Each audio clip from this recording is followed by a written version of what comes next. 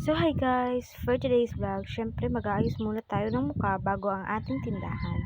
So first, ayusin ko muna ang buhok ko. Ayan, mahaba na siya guys. Dahil 8 months na yun na hindi nagugupitan. So ayan, sinuklay ko na.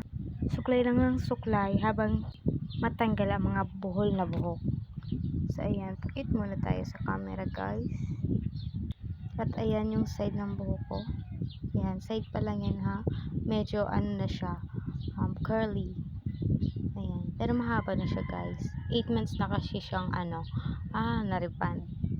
Ayan, binubuhol ko na. Ayan, ganyan na ako guys buhol ng aking buhok. Ayan.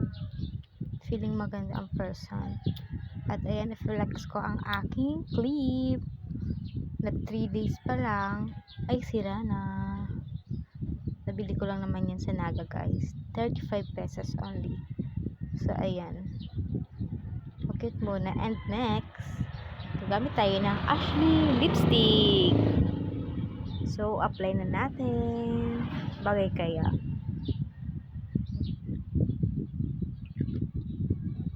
Ayan. Simpleng makeup lang dahil maglilinis lang naman tayo ng tindahan. Bye!